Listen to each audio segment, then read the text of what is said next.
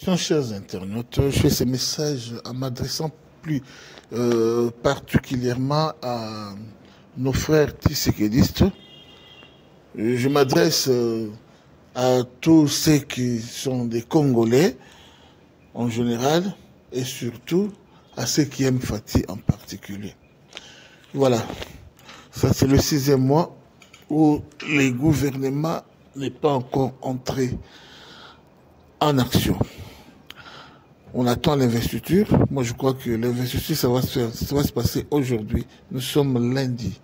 Lundi, ça doit être le 10 ou le 11 juin 2024. Avoir des choses telles que ça se passe, nous devons éviter les risques. En général, avait dit la meilleure façon de gagner une guerre est de l'empêcher. Nos frères de la médecine disent mieux vaut prévenir que guérir. La bonne victoire dépend des très bons entraînements. Le succès de bien chanter dépend aussi de la répétition. Alors, à l'allure où vont les choses au pays, nous risquerons de vivre une crise qu'on ne saura pas gérer. Ça, je vous dis la vérité. Alors, tout est entre les mains du président d'abord, et nous les peuples ensuite, et surtout les tshisekidistes.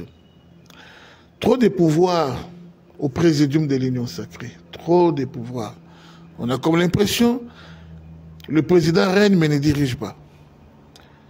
On en a vécu au temps de Mobutu. Mobutu, c'était un slogan. Mobutu règne mais ne dirige pas. Voilà, c'est l'opposition qui dirige.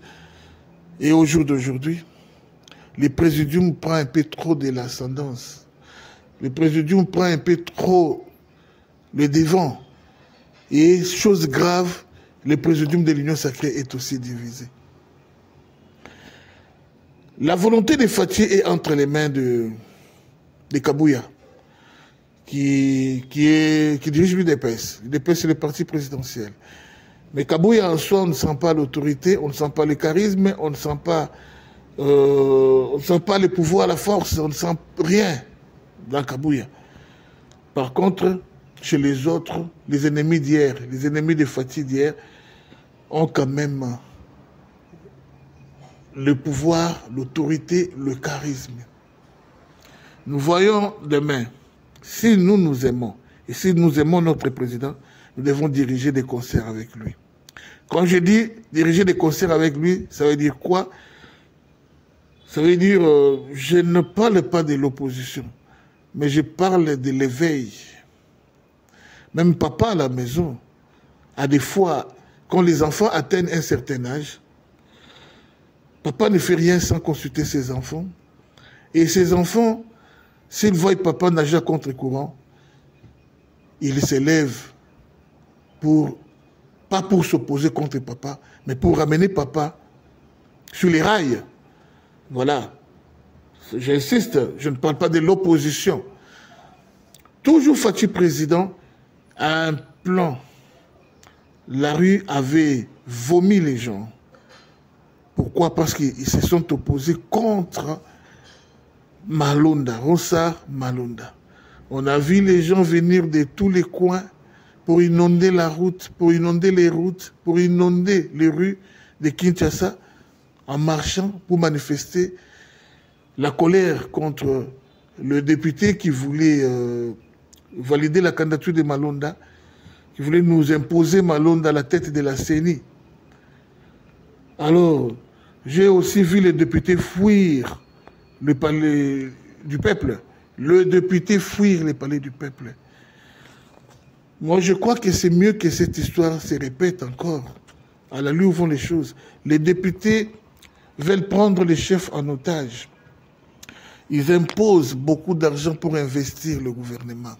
Ça se passe où et ça se fait où? C'est quel article dans la Constitution? Je ne sais pas si c'est ce que dit la loi. On impose, il paraîtrait 50 000 $ à chacun, je ne sais pas, pour investir le gouvernement. Ça, c'est un pot de vin ou je ne sais pas, c'est de la corruption ou comment? Nous allons où? Vraiment, nous allons où? Comprenez que l'Union sacrée, après la sortie du gouvernement, le présidium était mécontent et ils ont cherché à ce que le chef puisse revoir sa signature, c'est-à-dire révoquer le gouvernement et recommencer encore notre gouvernement. Ça, c'est blaguer avec le chef, c'est blaguer avec Fathi. Le pouvoir est sacré. Excellence. Prenez vos responsabilités en main. Vous semblez un peu donner trop du pouvoir au présidium. C'est bien, mais laissez-moi vous dire que si ce présidium n'avait pas existé, vous allez toujours être président de la République. On allait toujours vous voter. Ça, je vous dis vrai. On allait toujours vous voter. Il n'y avait pas un adversaire puissant qui pouvait faire naufrage à votre candidature. Ça, c'est vrai. Si vous étiez parti seul avec une lutte de peste, on allait, même à 50%, on allait toujours vous voter. Et ce présidium, je ne sais pas ce que ça a apporté, parce que dans certains commentaires, je vois les gens dire c'est le présidium qui lui a aidé à arracher la présidence. Voilà, un des trois, voilà, machin. Ce n'est plus 2018, on a dit que Kabila lui a donné les pouvoirs. C'est Fayoulou qui avait gagné les élections. Kabila lui a donné les pouvoirs. Aujourd'hui, ce n'est plus Kabila qui lui a donné les pouvoirs, mais c'est le présidium, n'importe quoi. Qui est Jean-Pierre Mbemba pour faire élire Fathi dans toute la République démocratique du Congo? Qui est Samalou Kondé qui a fait voter élire Fathi dans toute la République démocratique du Congo? Et qui est aussi Mbosso? Qui est tous ces présidiums? Détrompez-vous. Je réponds, détrompez-vous. Excellence, avec ou sans présidium, avec ou sans l'Union sacrée, vous allez toujours gagner les élections. Vous deviez toujours gagner les élections.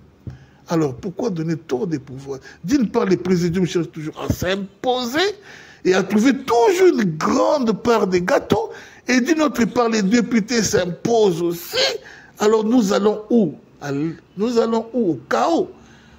Et la place du peuple, quelle est la place du peuple maintenant? Le peuple qui a élu les députés, qui a voté les députés, le peuple qui a voté les présidents, sa place c'est où? Trop de micro-réunions et de macro-réunions qui se font, des trahisons de part et d'autre, trop de divisions au sein de l'Union sacrée. Nous allons où? Ça va exploser. Si vous ne gérez pas bien ces présidiums, ça va vraiment exploser. La première loi, je ne sais pas appeler ça première loi, le premier pas que les députés vont faire, c'est quoi? C'est construire un hôpital pour eux. Allez-y comprendre, c'est du n'importe quoi. Vous ne pensez même pas à celui ou à ceux qui ont fait de vous députés. Leurs intérêts d'abord, mais les vôtres. Les vôtres. Parce que le peuple est comme une maman qui accouche d'un enfant. C'est le peuple qui a fait de vous les députés. On a toujours dit que le premier salaire, c'est le salaire qu'on donne soit au peuple, soit à Dieu. Et maintenant, vous étant député, vous organisez à vous construire vous-même un hôpital. Et l'HG, l'hôpital Mamayemo et tous ces hôpitaux appartiennent à qui? Ça va appartenir à qui? Pourquoi blaguer avec ces gens comme ça? En tout cas, préparez-vous, petit peuple, si on ose soit jeter ou mettre la première pierre pour la construction de l'hôpital, et tous on sera dans la rue.